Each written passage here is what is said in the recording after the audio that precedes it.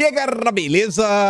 Como é que vocês estão? Meus amigos, hoje é dia de dossiê e, obviamente, vamos falar de Bolsonaro, do hacker, do Cid, o que está acontecendo neste país. E para tentar responder essa pergunta, dividi o vídeo hoje em 5 partes.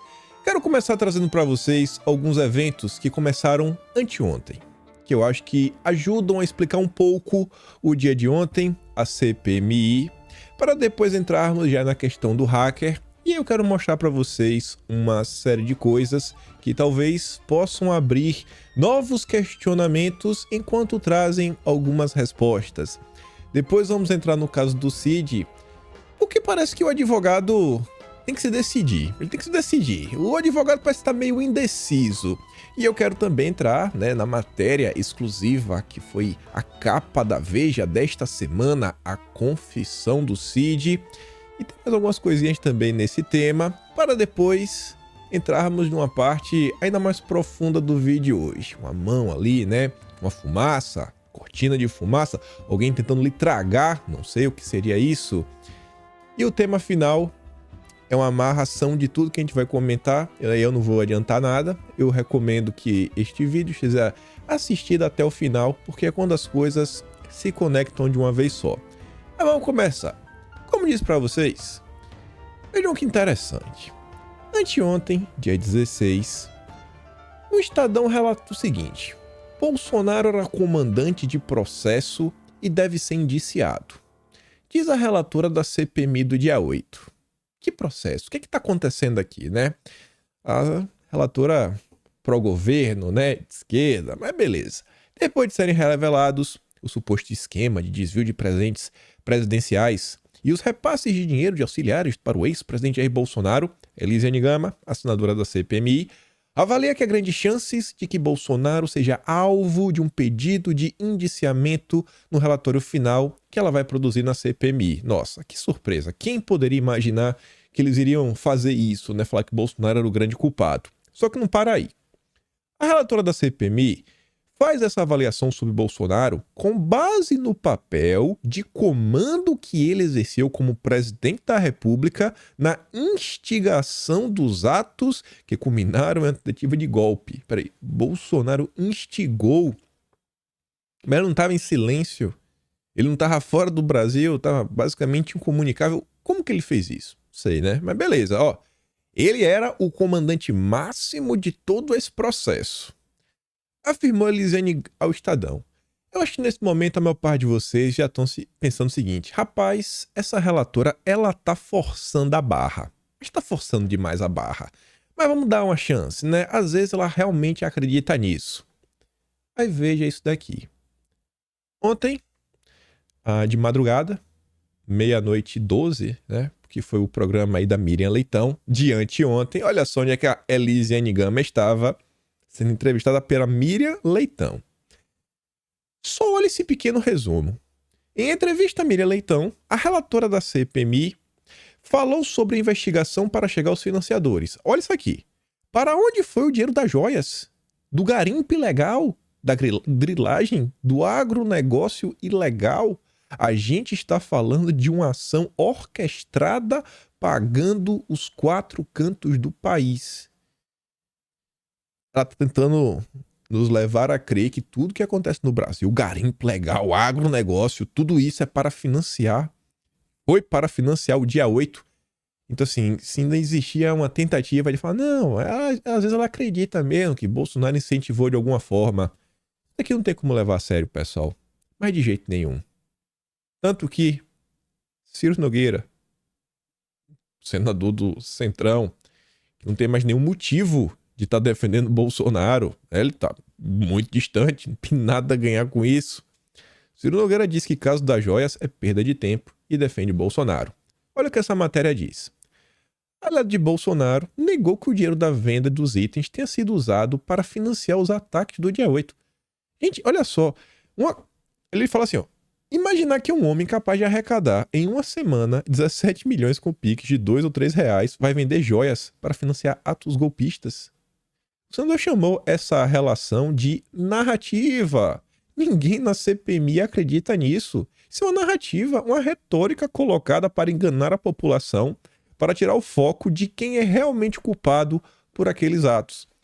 E olha só, gente, se o pessoal falasse, não, Bolsonaro vendeu lá o relógio para curtir férias na Disney, abraçar o Mickey, o Pato Donald, você fala, pô, beleza, é padrão uma acusação dessa, mas você falar que não, a venda do relógio foi para financiar o dia 8.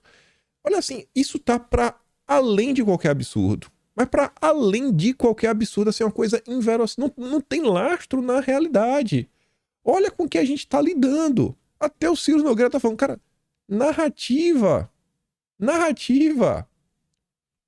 Aguenta.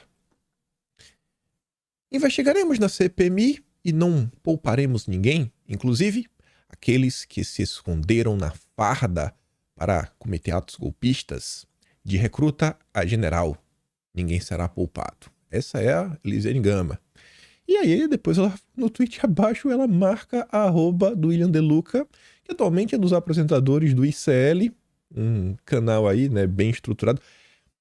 Mas vai ser uma certa analogia. Ele não é um mainstream como Globo, Folha, Estadão.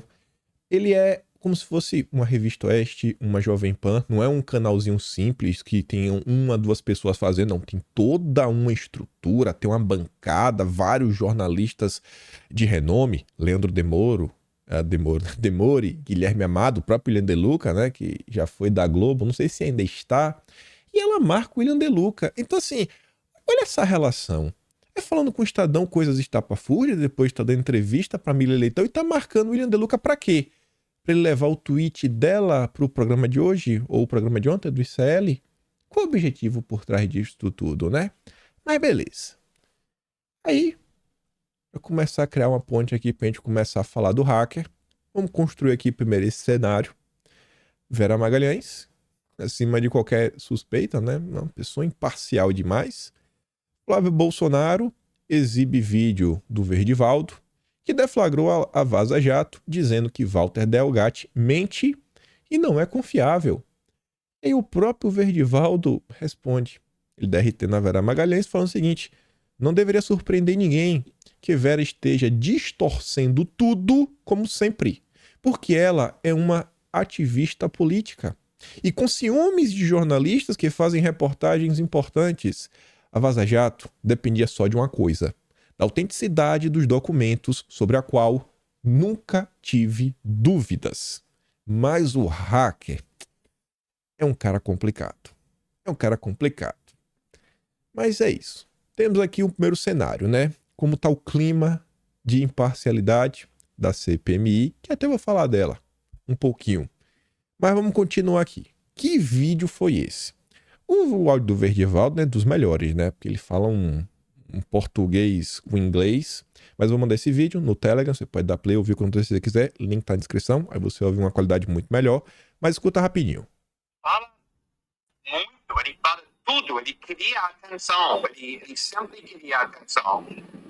Então, quando ele fala, o Carlos Zambelli pediu que eu hackear na eleição, que também o Bolsonaro foi envolvido nisso, o que eu disse que eu vou hackear o telefone do Alexandre de Moraes.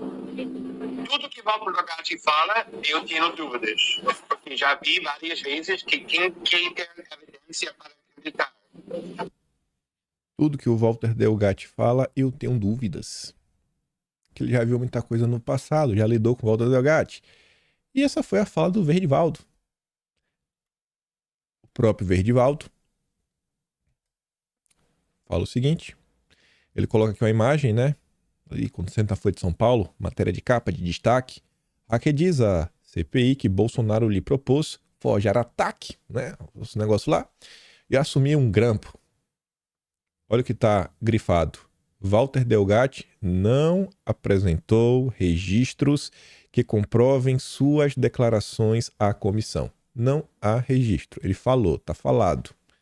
E várias coisas que ele diz, inclusive, dificilmente teria como ter algum tipo de registro. Mas dificilmente teria como ter alguma forma de registrar e provar o que ele realmente está apontando. Mas tudo bem. porque isso não importa. Para a imprensa não importa. O importante é Bolsonaro. Aí calma. O Verdivaldo fala, da Folha. A única forma jornalisticamente responsável de descrever os acontecimentos de Walter Delgatti hoje é destacar isso. Que nada foi apresentado para reforçar as suas acusações. Nada. Aí eu te pergunto, você acompanhou a Globo? A Globo News? Você viu se em algum momento a Globo sequer citou isso daqui? Que o hacker não apresentou nada? A felicidade ontem... Eu tenho aqui umas imagens para vocês verem. A felicidade, o sorriso no rosto. Meu Deus do céu. Tava inacreditável o clima ontem na Globo News. Aí você fica vendo. Você abre a imprensa. Vocês que fazem esse teste aí. Estadão, Globo, Folha de São Paulo. Pega a própria Veja. Vejam se houve destaque para os questionamentos e para as falas em torno do assunto proibido. Aquele assunto proibido que não pode falar. Falou muita coisa. Nem as pessoas nas redes sociais porque virou assunto proibido. A CPI começa com a Elisiane Gama fazendo várias perguntas, vários questionamentos. E aí o Arthur Maia fala, não, peraí, antes de passar aqui a palavra, quero quebrar o protocolo. Ele vai lá dar um afago no hacker, fala uma coisinha aqui, outra colar, etc, tudo mais. E ele fala, pô, mas tu podia me explicar isso daqui? Mas, e aí o desdobramento disso vai para o ponto que você fica assim, rapaz, complicadas essas afirmações, complicadas essas acusações. E o grande ponto é o seguinte, isso é uma situação que foi dita diversas vezes ao longo do dia de ontem e não ganhou os noticiários. Só ganhou os noticiários as acusações contra Bolsonaro. Cara, nenhuma notinha assim de rodapé merece? Será que... né? Você vê ali, ó. Hacker junta elementos sobre papel de Bolsonaro em conspiração. Zambelli é internada. VCP do hospital e diz que hacker é mentiroso com mais. Moro leva enquadrado de hacker na CPI e vira meme. Bolsonaro diz que hacker é fantasia na CPI que desconhece grampo. Plano de hacker relatar a CPI não provaria eventuais falhas, blá blá blá. Em 3 vídeos, as revelações do hacker sobre Bolsonaro. As falas sequer tiveram cobertura. Será que isso não é um sinal, não só, assim, não do hacker, mas do que a imprensa vem fazendo, do que a imprensa vem produzindo a narrativa?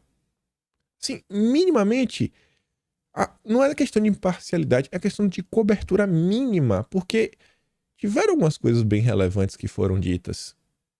Você vê que entre essas perguntas não tem nenhum destaque sobre o que foi pontuado pela oposição. Aqui é a capa, quando você abre a Folha de São Paulo, né? O grande resumo. Nada que a oposição trouxe. Será que entre 7 notas, né, que tem a primeira, que é o título, e mais 6, será que entre essas 7 não deveria ter sequer uma do outro lado? Dos pontos que a oposição levantou, que eu acho que são relevantes, o Estadão pelo menos estava lá, né? Saiu umas notinhas do que a oposição disse. Esses são os questionamentos. Vamos continuar que tem muita coisa. Olha essa nota aqui. Nota não, vídeo. Fala da Madeleine Laxo, acima também de qualquer suspeita. É a pessoa que junto ao Luciano Ayan, meu Deus do céu, né? Pintou, bordou, deu cambalhota, né, no que se tornou a CPMI das fake news. Ela deve ser muito orgulhosa. 2 de agosto deste ano. Delgatti já foi desmentido antes. Hacker da Vaza Jato é mitômano. O que é isso? É um cara que mente compulsivamente. Diante desse cenário, e eu quero trazer questionamentos, que eu acho que esses questionamentos ajudam a chegar a algum tipo de conclusão. O David Agap fala o seguinte, é engraçado, quando era o Hans River na CPI das fake news, fazendo acusações a uma jornalista, né, do consórcio, toda a classe correu para acusá-lo de mentiroso. Agora, quando a pessoa em questão é um criminoso, quanto mais condenado, mitômano, e as acusações são absurdas, fingem que tudo o que ele diz é válido. Tudo é válido. Não tem que ter um questionamento mínimo. O pessoal tinha uma coisa assim, ó. Não, eu tive uma agenda de 1h30 com o Bolsonaro. Cara, é difícil crer. Sabe? É coisa que você se questiona porque Gente, 1h30, uma reunião de 1h30, meu amigo, só se tu fosse o presidente da Câmara, o Lira, numa discussão aí pra destravar a agenda e negociar ministério. Isso é uma agenda de 1h30. 1h30 é demais, mas é demais da conta, sabe? É assim, são outras coisas que vão sendo dias que você ficava assim, não, mas beleza, segue o baile, segue o baile. Bolsonaro classifica depoimento de hacker como fantasia e nega o grampo, cara. Não teve. Essa história do grampo, ela surge inicialmente numa entrevista que, se não me engano, o hacker deu pra Amanda Audi. Eu acho que foi a Audi. Não foi Brasil Journal.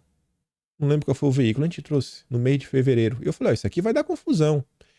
Em nenhum momento ele falava. Em nenhum momento ele citava o nome de Bolsonaro. Em nenhum momento. Agora apareceu.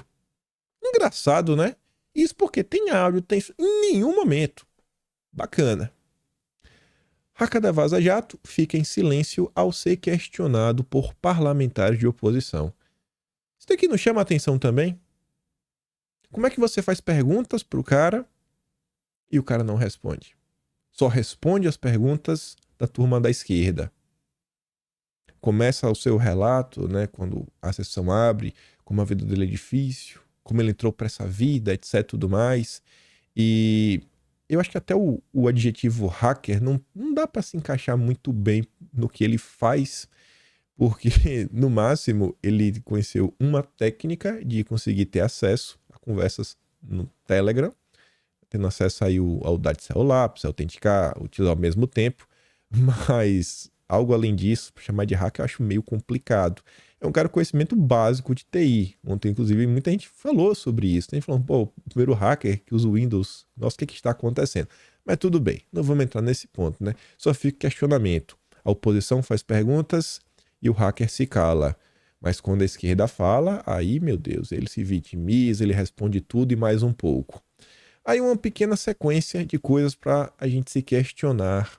Autor da biografia de Lula destinou verba para hacker Walter Delgatti.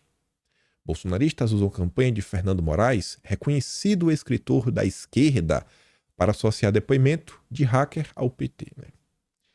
Totalmente infundado. Advogado de hacker já postou foto com o livro de Lula e pediu dinheiro no Instagram. Mas também nada para ser questionado aqui. Aí o Flávio Bolsonaro também postou aqui esse vídeo. Vamos ouvir. O próprio hacker, ele é engraçado. Ele sempre, mas sempre usou a barbinha dele. Ele tava com a barbinha toda feita, rapaz. O cabelinho raspado, aquela caçaia. Já que tava com cara de doente. Você sentir pena, né? Ô, meu Deus, pobre coitado. Mas vamos ouvir. Tenho planos futuros, né? Planos são esses. Caso eu ganhe uma notoriedade positiva com tudo isso, que eu me candidate a deputado federal do meu estado. Que lindo. Você pensa em algum partido? Não tenho ainda um partido definido. Algum partido te chamou? Segundo o advogado, teve um partido, mas não me recordo qual agora. Mas era um partido de centro, não era nem de direita nem de esquerda. Mas atualmente, não sei no futuro. Se eu fosse me candidatar hoje, seria com o partido de esquerda. Se eu fosse me candidatar hoje, seria um partido de esquerda. Beleza, né? Nada estranho por aqui. Ah, eu esqueci. Também tem esta fala. Ô, Walter, não sou eu que estou perguntando aqui, viu? Chegou aqui um superchat perguntando: pergunte ao Delgatti se ele vota no Lula. O voto é secreto, pessoal, mas daí, ó, só tô colocando. O Walter de hoje, sem dúvidas, vota no Lula, e não só vota, como peça que vote no Lula. Faço campanha para ele, o que for preciso. O Walter de hoje. Por quê? Porque de toda a experiência, eu vi o que aconteceu, então. O Walter de hoje, sem dúvida alguma, aperta 13. Excelente. Isso aí. O de hoje vota 13. 13 e confirma. 13 e confirma. Assessoria do PT, assessorando o advogado petista do hacker do PT. Um tweet é escrito pelo Flávio Bolsonaro. Muita gente questionou, né? porque um assessor da esquerda estava conversando com o advogado do hacker. Meio estranho, né? Muito estranho, né? Mas tudo bem, tudo bem, tudo bem, tudo bem. Temos que acreditar em tudo que foi dito. Temos que acreditar em tudo que foi dito, sem questionar. Todas as afirmações são a mais pura verdade, mesmo sem um hacker tendo apresentado até então nenhum registro. Ele pode apresentar hoje? Claro que pode. Mas essa soma de informações, elas não deveriam levar a imprensa a, no mínimo, mas no mínimo, falar, pô, o hacker fez afirmações aí muito contundentes, mas é preciso lembrar que ele tem um histórico meio complicado, que ele tem uma certa aproximação à esquerda, ao PT, é um cara simpático ao Lula. Não tinha que ter essa pequena ressalva, o que não aconteceu por parte da imprensa. Mas vamos continuar, porque o importante é a narrativa. O importante é a narrativa. Ontem, ao longo da CPI, em todo momento se questionava, mas como o presidente da República aceitou conversar com este cara? Não podia mais de jeito nenhum. Aí quem fala isso é a turma da esquerda.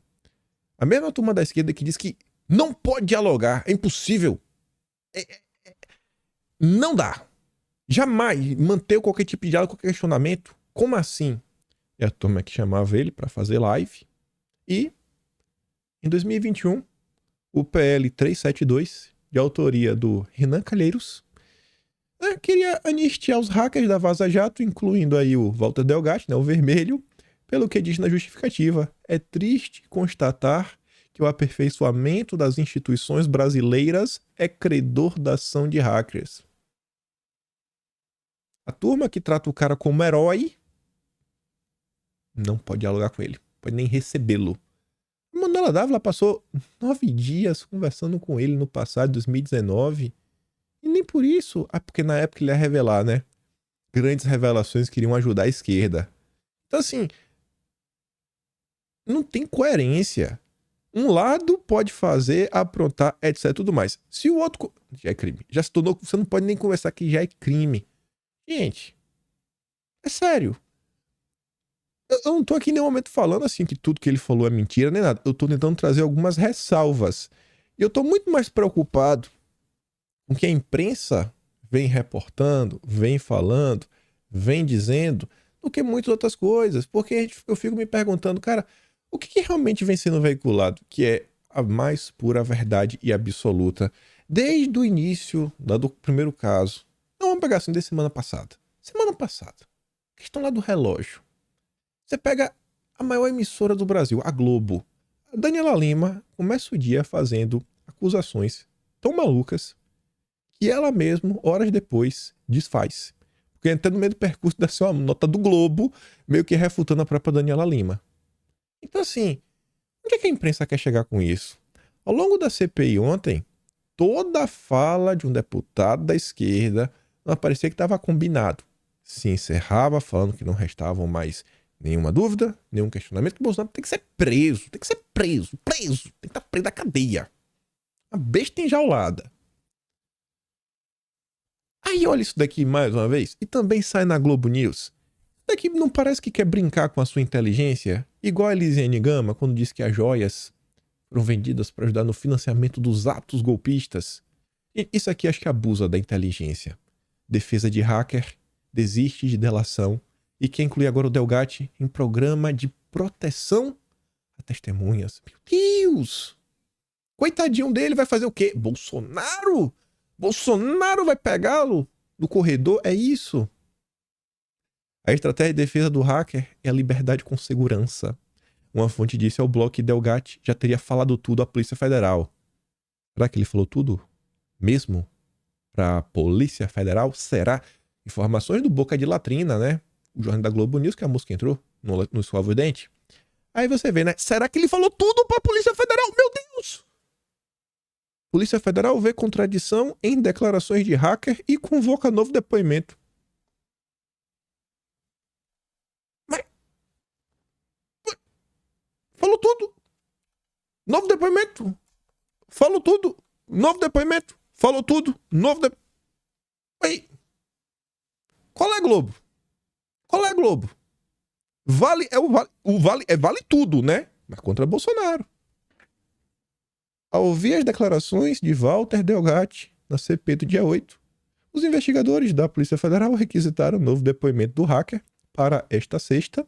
A coluna apurou que os policiais federais avaliaram que há contradições em parte do que ele afirmou no Congresso e o que tinha declarado a Polícia Federal ontem.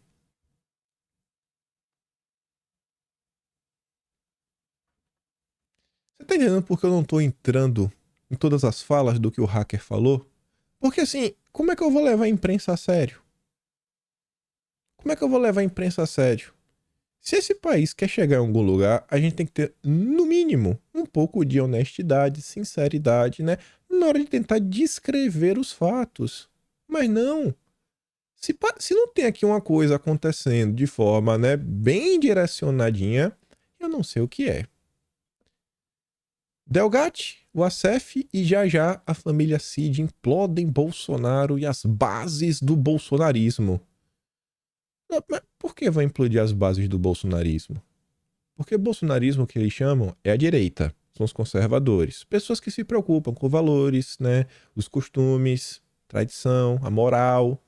É um texto da Eliane Cantanhede que se orgulha de manter linha direta com Lula. Foi a jornalista que a própria esquerda relatou que recebeu a mensagem do Lula para desmentir o Jorge Pontual ao vivo na Globo News.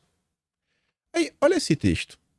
Isso aqui para vocês é jornalismo? Isso aqui é uma descrição de um fato? Ó, não bastasse, Bolsonaro foi aliado da pandemia, destruiu as políticas sociais. Como assim ele destruiu? O que foi que ele destruiu? Porque, gente, olha só, política social, pra valer, né, que realmente faz diferença. Não é dar de presente uma tintura azul, pra você pintar o cabelo de azul. Isso não é política social.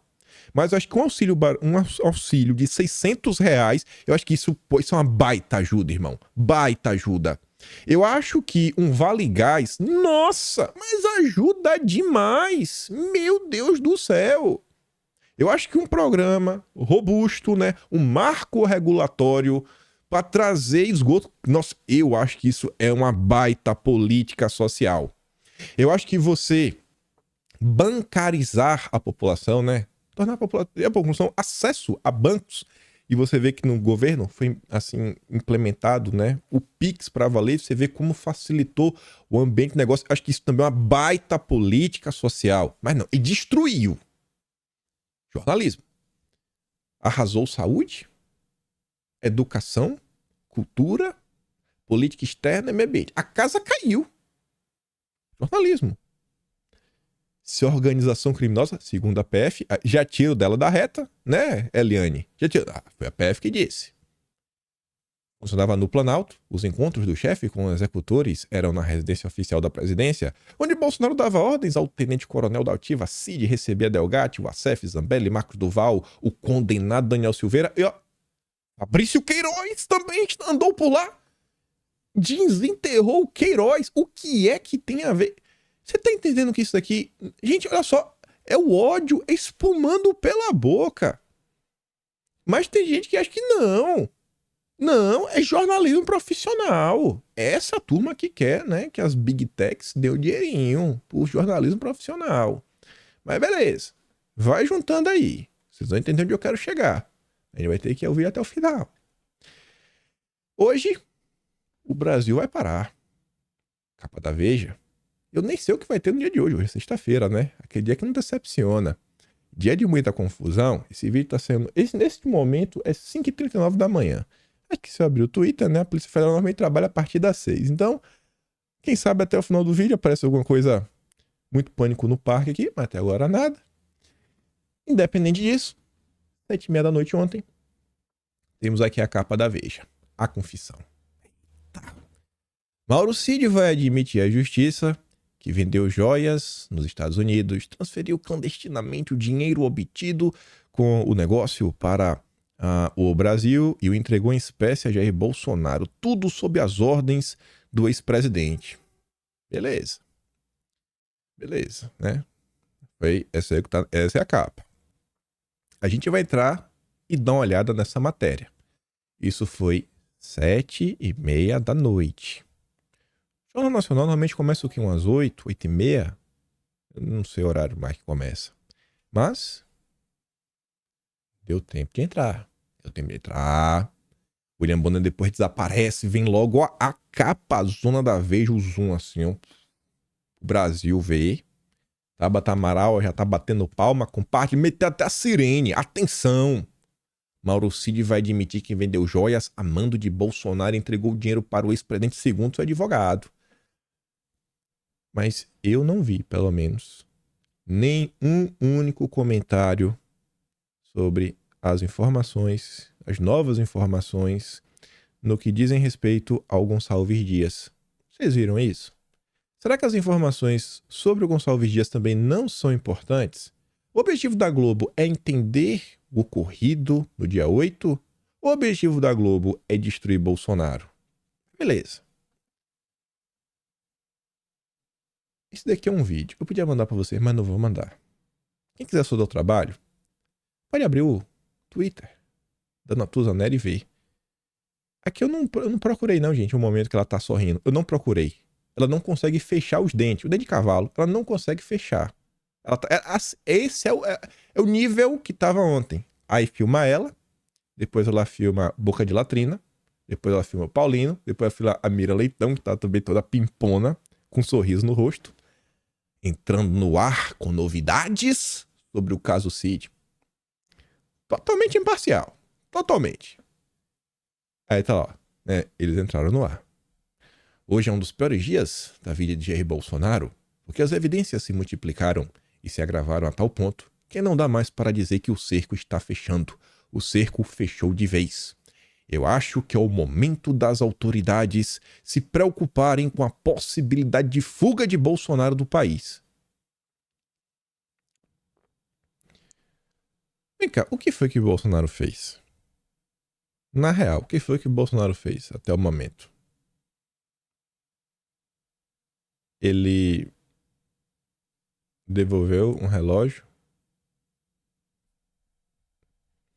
O que mais ele fez?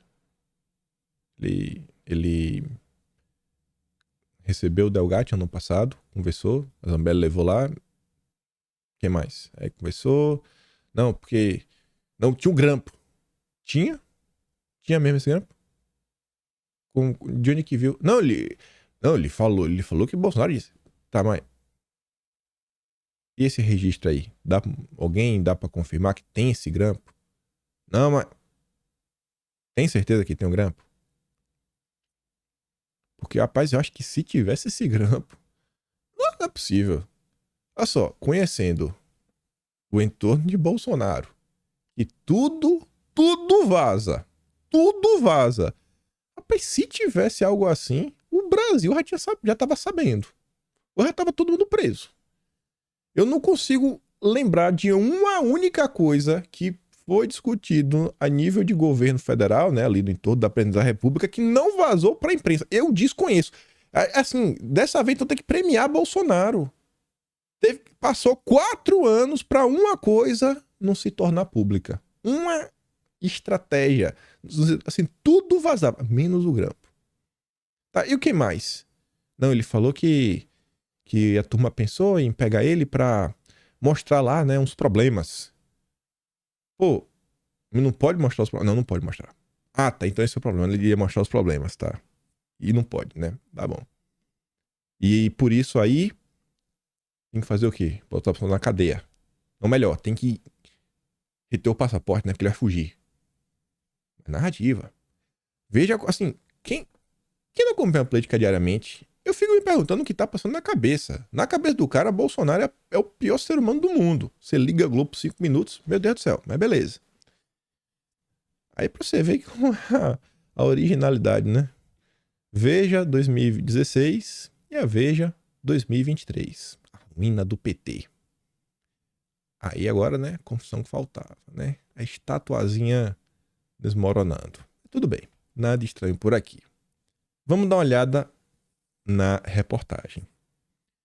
Todos os veículos que citaram a Veja só falaram da confissão. que vai... Eita, agora vai entregar Bolsonaro. Eu vou tirar essa reportagem de ordem, porque eu vou trazer depois algumas notícias. Aí eu quero mostrar uma informação que está presente na reportagem da Veja, que fala o seguinte: abstrai, né, o que a jornalista está falando, presta atenção no ponto central da ideia. Para embaralhar a percepção do eleitorado sobre o escândalo, apoiadores do ex-mandatário foram aconselhados a divulgar uma regulamentação do governo Michel Temer. Gente, vocês realmente acham que existe uma ordem? Não, tem aqui um núcleo do poder, né, que falaram, olha, gente, olha só, tudo vaza, busca e apreensão, a polícia achou não sei quantos 17 mil e-mails, mas até agora não se achou a porcaria do e-mail, a porcaria do grupo de WhatsApp, a lista de transmissão onde vão as ordens para os operadores. De onde vem? Ninguém sabe ainda. Este é o maior segredo da República. De onde vêm as ordens? Mas vamos continuar. A imprensa não mente, não aumenta. A gente tem que comprar tudo do jeito que tá. Bolsonaro é um vagabundo, ladrão, gênio, o pior que existe. E se você discorda, você é um maluco. Não, porque são as ordens. Então foi mandado. Mandaram divulgar a regulamentação do tempo. Beleza. Mas e aí? E essa regulamentação diz o quê, então? Mandaram. Tá, vamos deixar pra lá. O que é que diz? Não. Regulamentação do Michel Temer, segundo a qual joias recebidas no exercício do cargo podem ser incorporadas aos bens pessoais ao final do mandato. Ah, tá. A regra já foi revogada, mas a existência da antiga norma serve para semear a ideia de que mesmo governos pouco simpáticos ao bolsonarismo consideraram artigos de luxo como itens personalíssimos e, portanto, passíveis de serem cadastrados como patrimônio privado pelo governo que deixa o poder. Ah, tá, né? Então existia, né, essa portaria do Temer. Pô, bacana. E aí vai ser apresentado isso. Se acolhida, a linha de argumentação poderia tirar Bolsonaro da esfera penal e circunscrevê-la em uma ação de improbidade, ilícito que não prevê pena de prisão ou em um crime menor como o de peculato culposo. Ah, tá. Então não é crime, né? Tá bom. Entendi. Não, tá. Caracterizado pela situação em que um agente público se apropria de um bem em razão do cargo, o peculato poderia ser reduzido a pó se os investigados provassem que não sabiam que estavam cometendo o crime e se reparassem completamente o dano. Eles repararam, não foi? E nos diálogos que a própria imprensa divulgou, trocando a mensagem, né? Se não me engano, o Câmara com o Cid, falando, é personalíssimo, não tem problema não. Então, parecia que realmente eles achavam que não tinha problema. Tá bom. Foi por isso que a operação de recompra das joias foi colocada em pé, aliada à ideia de que não haveria lei que define o que pode ou o que não pode ser incorporado ao patrimônio particular de um ex-presidente. A tese poderia limpar a barra de Bolsonaro. Ah, tá. Isso está na matéria da Veja. Isso não foi divulgado pela imprensa sobre essa possibilidade. Não foi divulgado pela imprensa, né? Essa questão da portaria existente. Aí você pode estar até no campo, não, mas é um absurdo. Não, era para Bolsonaro ter deixado lá o relógio na presidente da República, sei lá, no acervo, escambau a 4, aí se vendesse tinha que doar para... Cara, não, beleza, mas vem cá, é crime. Ele devolveu ou não devolveu? Será que ele fez de caso pensado? 30 anos de vida pública, aí agora, né? Aí vai vender o relógio, agora, depois de tudo que aconteceu. Tá bom. Aí eu falei que eu queria tirar a matéria de ordem. No início da matéria, e vocês vão entender por que eu tirei ela de ordem, fala lá da história da confissão, da advogada, etc, tudo mais. Dá uma olhada nisso daqui e vamos olhar algumas matérias em sequência. A confissão de Cid, confirmada à Veja pelo criminalista César Bittencourt, seu advogado, obviamente põe essa versão em xeque. Pelos detalhes que ele pretende contar, ficará evidente que o presidente sabia sim que, se não de todos, né, ao menos de alguns procedimentos, mas alguns. Quais?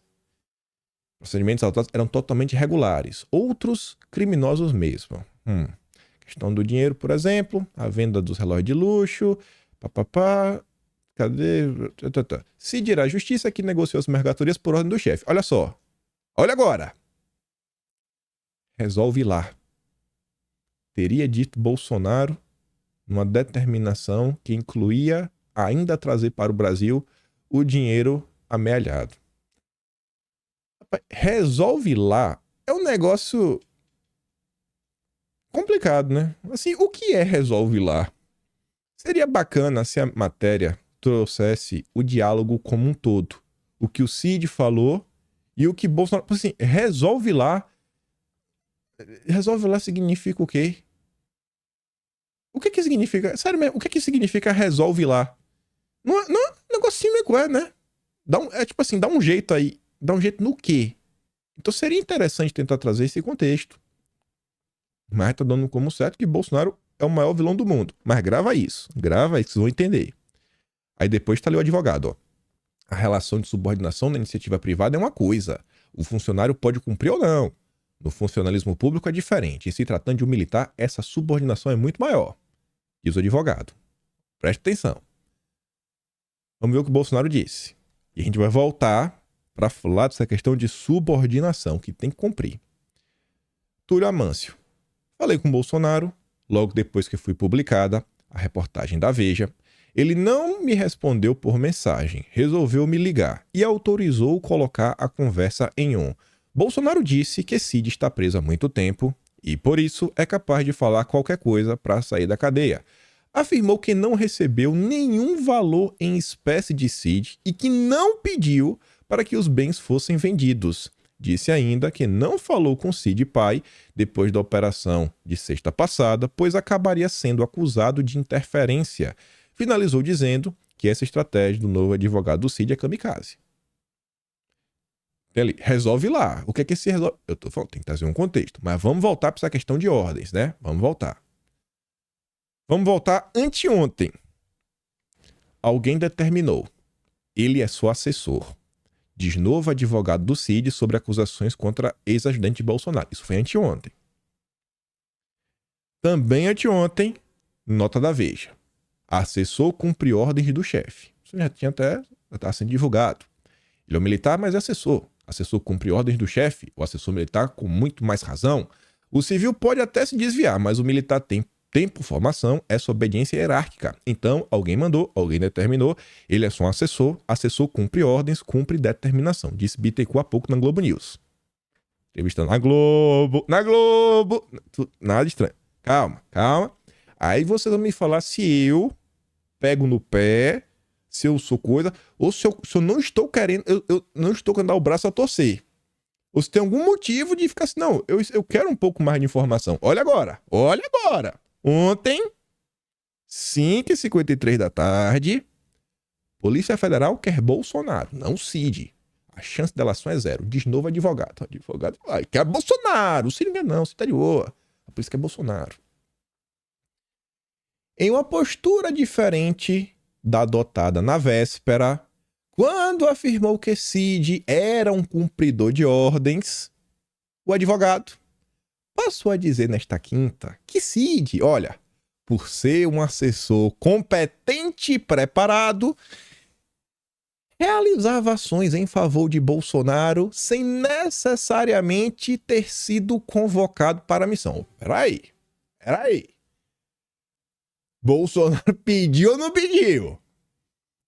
Agora, você tá entendendo? O cara fala uma coisa, depois o mesmo cara fala outra, aí eu não sei o que acreditar. O cara diz, não, tem que ter uma ordem. Depois o mesmo cara diz, não, é porque o Cid é prestativo. O Cid fazia coisa sem ninguém pedir. Irmão, vamos se decidir, né? Vamos se decidir.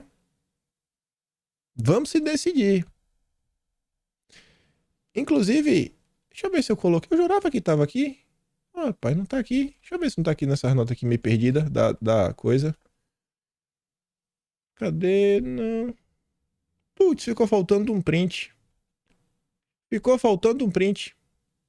Nessa matéria, na Veja, tá falando. Eu acho que essa é a matéria da Veja. Se não, foi outra. Que... Ô, senhor. A ideia de usar a conta do pai do Cid partiu dele. Não partiu de Bolsonaro, não, né? Ele teve uma baita ideia sozinho. Né? Parabéns aí pros envolvidos. Aí você vê isso daqui, né? Bolsonaro... O Cid é prestativo, né? Nem sempre Bolsonaro pedia, mas aguenta aí. Aí a Sarita postou aqui uma coisa que eu acho que é bem intrigante. A advogada lulista, né, soltou à imprensa que seu cliente está pronto para colocar a culpa em Bolsonaro.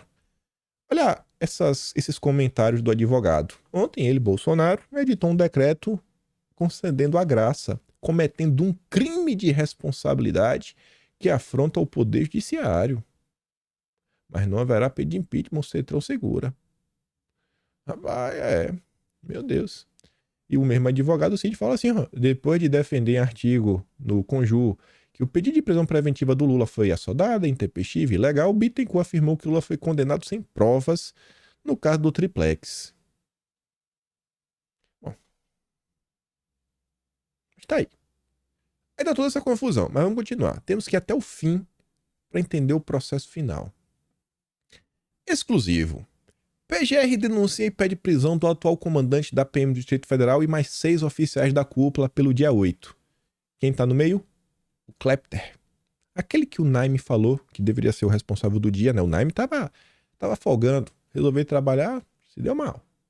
Tá aí, também no meio dos indiciados. O Klepter foi promovido, né? Pelo Ricardo Capelli. Isso aqui não passou na Globo. Assim também como não passou do Gonçalves Dias. Ontem, antes do pregão fechar, Ibovespa hoje, índice caminha para a 13ª queda seguida, mesmo com o avanço da Vale. Mesmo, né? Que puxa com força. E fechou o dia com mais uma queda, 13ª seguida, a maior sequência de quedas da sua história. Olha para o Brasil real. Olha o que está acontecendo. Gente, quando se fala em Petrobras e o valor de mercado, quanto a Petrobras já perdeu de valor de mercado? Quantas estatais estão deixando de ganhar? Né, que deveriam estar ganhando, a gente falou ontem, BNDES, 45% também de lucro. Isso tem um impacto na economia. E, na boa, Bolsonaro, né, o relógio, devolveu. Mas se não tivesse devolvido 60 mil dólares, 300 mil reais, 3 mil reais. Então, assim, eu entendo. Vocês odeiam Bolsonaro. Mas eu volto àquele ponto. Cadê a... Não é ser imparcial. Você pode odiar Bolsonaro, mas não tem cobertura dos outros assuntos do Brasil real. A Eliane Cantanhede acusa Bolsonaro de destruir as políticas públicas. E o que a Lula está fazendo? O novo PAC. Qual a política pública? Transição energética. Isso é política pública? Isso é política pública? Aí que vamos entrar no ponto, onde eu acho que as coisas vão conectar. Tivemos um apagão essa semana. Leonardo Coutinho tem uma coisa que eu não tenho para fazer isso daqui, que é tempo, jornada, experiência. Acompanhou muita coisa no passado. E quando você acompanha muita coisa, você tem uma bagagem. Eu vejo que hoje um dos principais pontos na hora de você trazer informação é a bagagem. Você vai acumulando, você vai memorizando nomes, você vai acompanhando eventos, você vai começando a chegando alguns padrões. E aí você consegue mostrar para as pessoas, olha essa coisa por este ângulo. E ele coloca aqui, né? Apagão desta semana colocou sob holofotes a privatização da Eletrobras. A Janja fez uma relação de causa e efeito entre a vida da empresa e pane que levou à lona o Sistema Elétrico Nacional por algumas horas. A manifestação da Janja soou como berrante. Os aliados vieram atrás com a mesma teoria de que a privatização, feita em 2022, estava na origem da falha. Teve apagão porque privatizou, uma falsificação da realidade, mas que não deixa de ser compreensível. Sentem saudades de quando a Eletrobras era 100% estatal. Ali tem uma postagem que é do Boulos, do Randolph, da Glaze, e a outra é uma matéria do Globo falando do Mercadante. Todos com a mesma narrativa. Li muitas histórias que explicam como a Eletrobras era usada para pagar conta de ações que passavam longe da boa gestão e do zelo para com o bem público e o povo brasileiro. Vamos a 2011. quando Hugo Chávez visitou a recém-empossada Dilma. Tema central: Mercosul. Chávez estava furioso com o Congresso paraguaio, que era contra a Venezuela no bloco. A Dilma tinha solução. Qual era? Apresentou um decreto reajustando 200% a tarifa paga pelo Brasil pela aquisição de energia excedente de Itaipu. E qual a lógica? Gente, olha só, Dilma, enquanto presidente, estou apresentando um decreto para a gente pagar mais. Não é pagar menos, não é pagar mais. Por quê? Por quê? Por quê, né? Uma pergunta boa. Dilma resolveu conquistar o apoio do Congresso do Paraguai por meio de uma espécie de mensalão além das fronteiras. Ou seja, ela teve a ideia de pagar um passe livre bilionário para o camarada Chávez no Mercosul. Já contei a história em detalhes aqui. O Leonardo Coutinho está falando que a Dilma resolveu pagar 200% a mais para o Paraguai, para o Congresso ficar simpático, a entrada do Hugo Chávez no Mercosul, né, junto com a Venezuela. Rapaz, vamos dar uma olhada, vamos relembrar e viver. Vamos aqui uns pequenos trechos. O Leonardo Coutinho colocou um trecho do seu livro. Tava lá, 2011, deu errado, não deu, né? A Dilma estava lá no Planalto, recebeu a visita do Hugo Chávez, falou, ó, não esperou um minuto para dizer que o Hugo Chávez não precisava se preocupar. Lula havia ido embora, mas com ela tudo seguia igual. Para demonstrar o que dizia, a presidente brasileira afirmou que estava trabalhando pessoalmente para garantir a entrada da Venezuela no Mercosul. Trabalhar, no código de Dilma, significava comprar apoio do Congresso paraguaio para aprovar a entrada da Venezuela no bloco. Dilma disse a Chávez que um projeto de lei que ela havia enviado para o Senado brasileiro ajudaria a convencer os paraguaios a aprovar o ingresso da Venezuela no bloco. Para dar força aos venezuelanos, Dilma fez subir de 120 milhões para 360 milhões de dólares o custo de aquisição do excedente de energia. 240 milhões de dólares a mais. $1 milhão. Eita, o problema é Bolsonaro. Aguenta lá. Só que o plano da Dilma fracassou. Os senadores do Paraguai agradeceram um presente, mas, contrariando as intenções do presidente Fernando Lugo, rejeitaram um pedido de autorização de admissão da Venezuela no Mercosul. O argumento era que Chávez não cumpriu os requisitos democráticos previstos para seu país fazer parte do bloco. A diplomacia paralela dos bolivarianos seguiu trabalhando, nas sombras, à espera do momento certo para entrar em ação. O mundo dá voltas. Vamos atropelar o Paraguai. Isso os bolivarianos, tomando fora de São Paulo. Não demorou muito. Junho de 2012, o Senado paraguaio instaurou um processo de impeachment para julgar o Lugo pelo mau desempenho de suas funções. Pelas características da Constituição do Paraguai, tudo se passou em menos de 2 dias. O cordão de apoiadores de Lugo enviou para Assunção a sua tropa de chancelés. Estava no meio Antônio Patriota, que eu acho que foi nomeado pelo governo Lula por alguma coisa importante. Tudo bem. A ideia era tentar dissuadir os congressistas de afastar o aliado. O então chanceler da Venezuela, Nicolás Maduro, entrou em cena como o mais ativo dos defensores da manutenção do Lugo no poder. Não adiantou. O Lugo foi impeachmentado. Com a cassação de Lugo, a Dilma e Chávez partiram para o mais puro exercício da diplomacia das sombras. Uma biografia do ex-presidente do Uruguai, José Mujica, revelou os detalhes da ingerência da dupla. Eles não se vergaram diante da derrota política e do golpe fracassado que tentaram dar no Paraguai. Incluiu com a Argentina, Cristina Kirchner, Dilma pediu a expulsão do Paraguai do bloco econômico. A Argentina e o Brasil alegavam uma ruptura democrática. Foi golpe! Golpe! Temos que tirar o Paraguai do Mercosul porque foi golpe. Para convencê-lo, o Mujica, sem deixar rastros da operação, Dilma enviou um avião da Força Aérea Brasileira para recolher um emissário de Mujica, levá-lo ao Brasil. Diante do funcionário uruguaio, a presidente do Brasil apresentou, conforme o relato de Mujica, relatórios, fotografias e vídeos produzidos por espiões cubanos e venezuelanos para convencer o Uruguai de que o se passar em Assunção foi um golpe. Menos de uma semana depois, todos os presidentes do Mercosul votavam em uma cúpula na cidade argentina de Mendoza a suspensão do Paraguai. Essa foi a retaliação. Vocês não vão colocar a Venezuela? Vão ser retaliados. Vocês estão expulsos do Mercosul. O relato de Mujica está detalhado aqui. Não. Reinaldo Azevedo. Reinaldo Azevedo, relator. Não é possível. Não é possível. Reinaldo Azevedo, 11 de maio de 2015. Livro de Mujica. Dilma valeu-se de espiões cubanos para convencê-lo a expulsar o Paraguai do Mercosul. Meu Deus do céu. Reinaldo Azevedo. Argentina e Brasil sustentaram que o processo significava uma ruptura democrática. Golpe. Apesar de ter ocorrido em conformidade com as leis paraguaias. No Brasil foi a mesma coisa e também chamou de golpe. Para punir o governo interino, os governos dos dois países decidiram expulsar o Paraguai do Mercosul. Aí relata o livro, né? O trecho abaixo continua no livro, Uma Ovelha Negra no Poder, foi publicado no semanário Busqueda, do qual Danza, um dos autores da obra, é diretor de redação.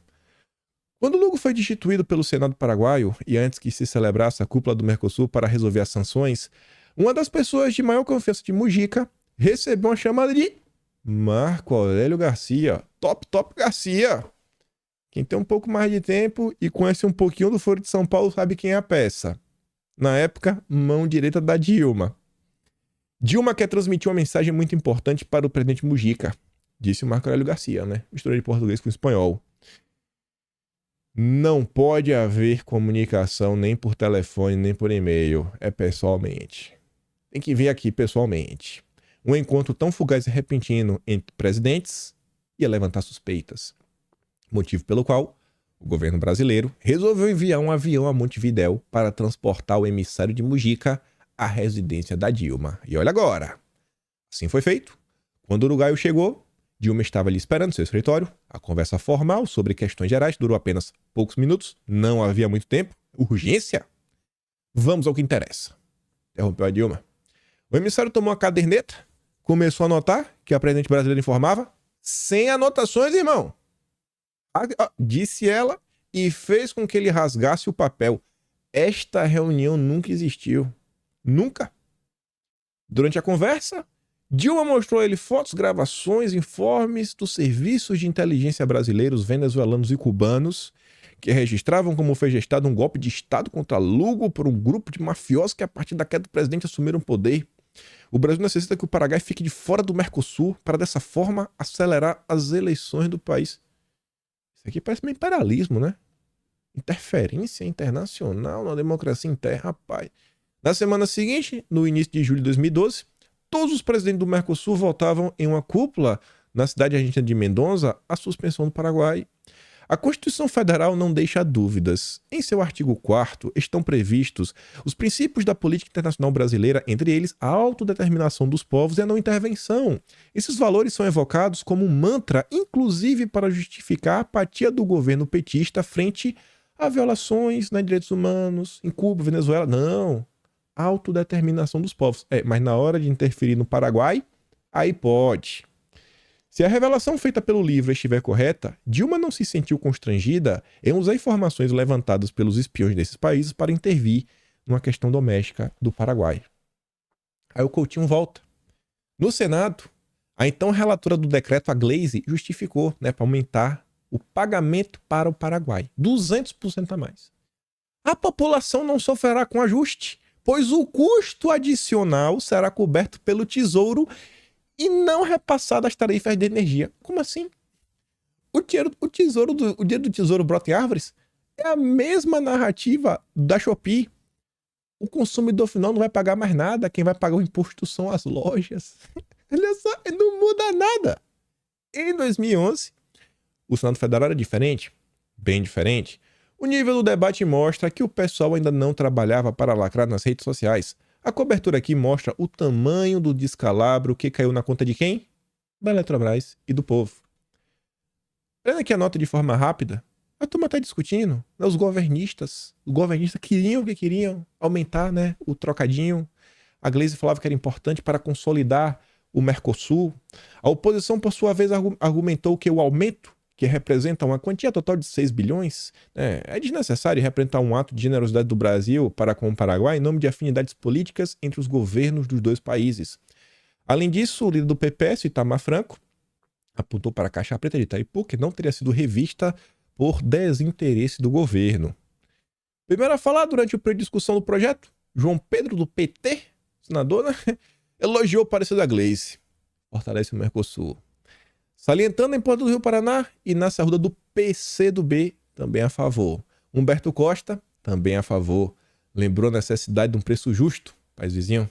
Roberto Requião falou que o Brasil deveria ficar atento às tentações imperialistas na relação com os países vizinhos. Já, na época, Aloysio Nunes se colocou contrário, disse que a revisão poderia ter sido vinculada a contrapartidas, pelo menos alguma contrapartida, como combater o crime.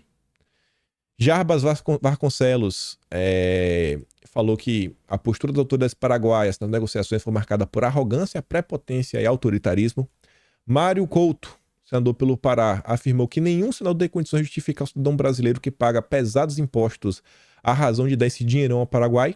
Lúcia Vânia, de Goiás, alertou para o aumento do preço da energia elétrica e manifestou-se contrária ao projeto. A senadora enfatizou que o Brasil não deve nada ao Paraguai e recordou que já foram feitos reajustes de contrato em 83 e 2005. E o próximo seria este ano, em 2023. Por sua vez, Demóstenes do Goiás afirmou que o reajuste é fruto de um acordo de companheiros firmado entre Lula e o Lugo. Para ele, o Brasil não está em condições de esbanjar recursos que poderiam ser aplicados no território nacional. Ciro Miranda, na época senador por Goiás, afirmou que a revisão da tarifa é mais uma medida discutida a toque de caixa, cuja conta será paga pela sociedade brasileira. José Agripino, Rio Grande do Norte, afirmou que o seu voto contra a medida não foi contra o povo paraguaio, mas a favor do povo brasileiro. O senador comparou a IDH do Paraguai com o do Brasil. Paulo Bauer, de Santa Catarina, disse que a aprovação da matéria é baseada em ideologia política, uma postura diplomática do Brasil de sempre se curvar, como ocorreu com a Bolívia, que se apossou da refinaria da Petrobras, ou com a Venezuela, que até agora não investiu nenhum centavo na construção de Abreu e Lima. Já Randolfo Rodrigues lembrou que lá atrás teve aquele conflito do Paraguai, né? Batalha. O Brasil tem dívida histórica. Randolph, na época tava no PSOL. Decídio Amaral falou que é muito competitiva a tarifa, né? Tem que aumentar um pouquinho. Eduardo Suplicy falou que o Brasil tem superávit gigantesco. Pode aumentar. Vanessa Graziotin do PCdoB. Não tem outro caminho a não ser reajuste. Wagner Peru também do PT. Olha esse tipo de ação. Isso daqui foi um prejuízo demais. De 200 bilhões de dólares anuais. Cristóvão Buarque falou que é melhor pagar mais do que gerar um sentimento de antipatia nos jovens paraguaios, né? E achar que o Brasil é uma nação imperialista que impõe sua força. Crivella também acha que tinha que ter um pouco mais de solidariedade. E outro do PSOL, meu Deus, falou que não cobra as dívidas sociais. E ainda falou mal de Belo Monte. Pessoal, né? Sempre ao lado das ONGs. E onde queremos chegar com isso? Estamos chegando lá. Foi assim que a Eletrobras e todos os brasileiros patrocinaram a entrada da Venezuela no Mercosul. Uma conta que vem sendo paga até hoje, 12 anos depois, e seguirá pesando no bolso de cada brasileiro. De cada brasileiro. Você viu a gringa comentar sobre joias ou hacker plantado? Não. E por que não?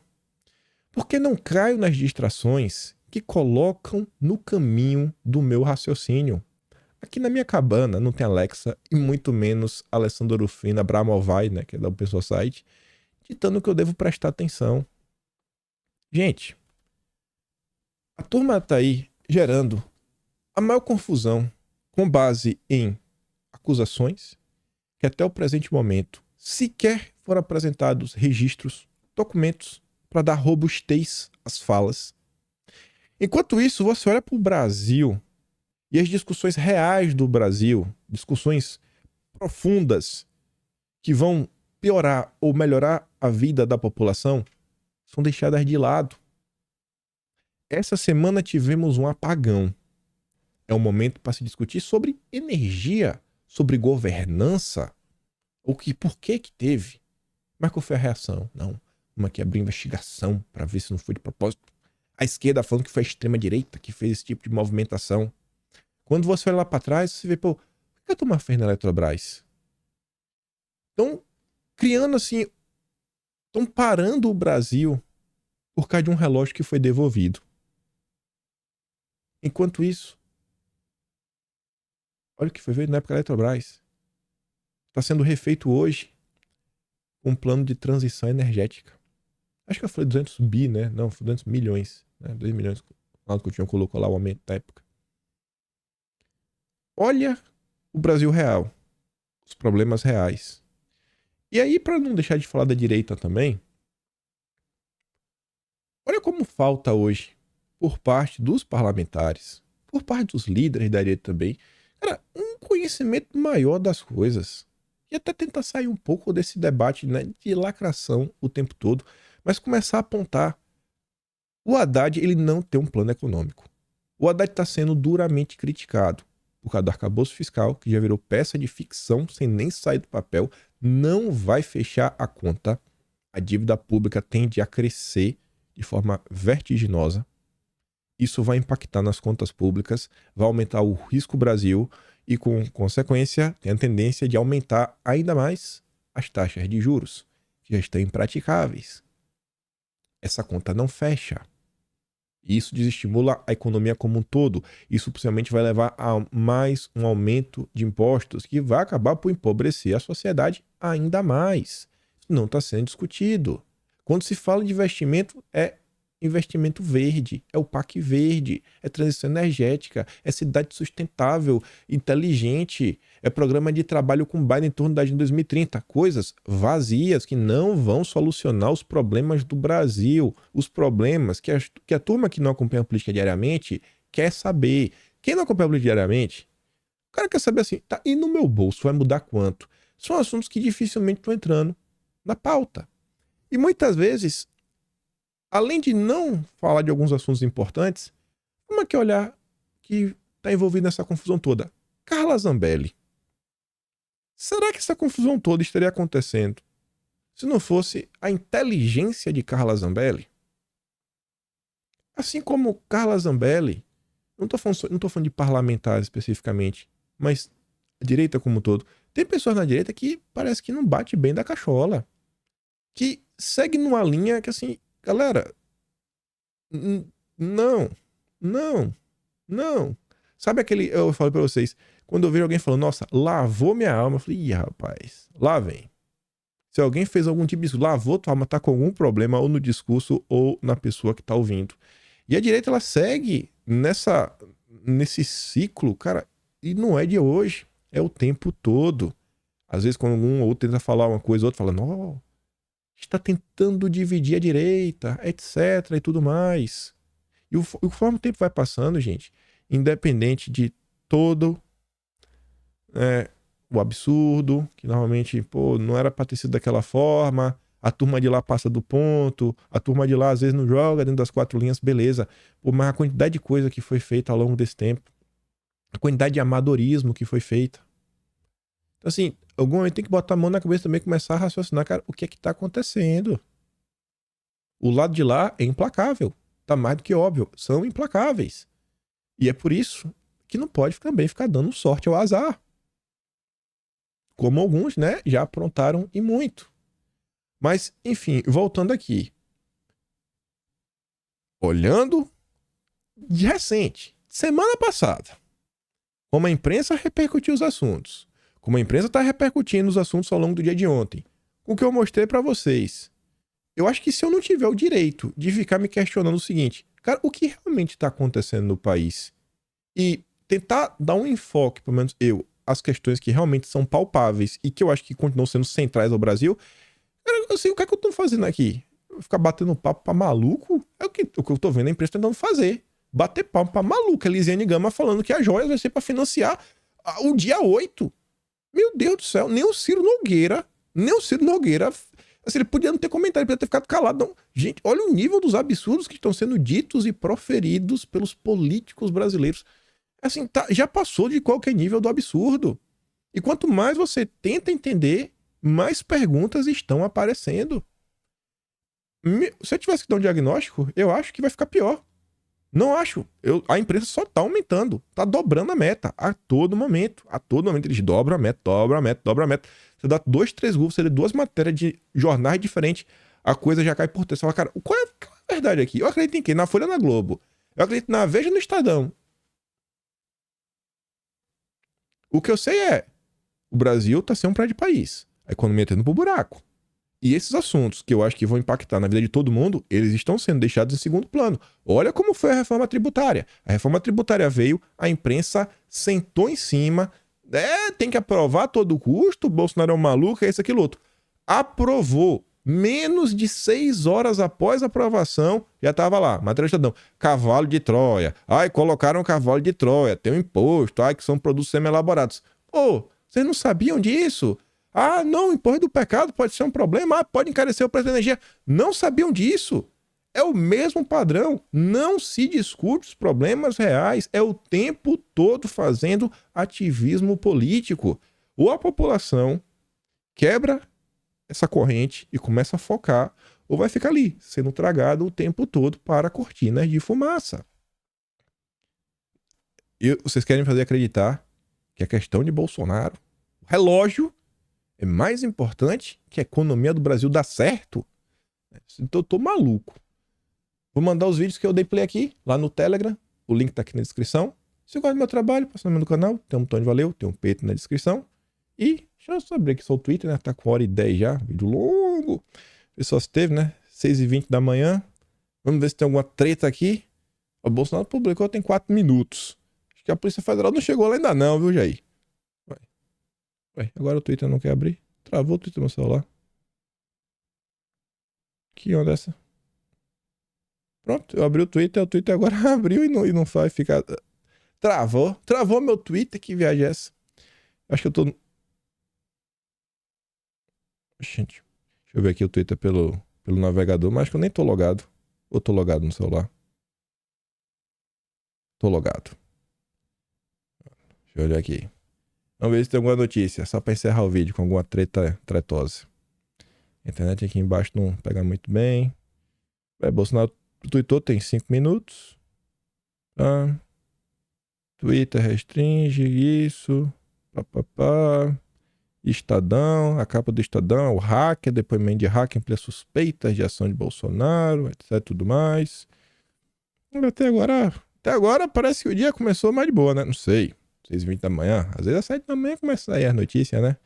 Polícia Federal rodando o Brasil. Mas é isso. Peço pra poder aquela compartilhada marota, né?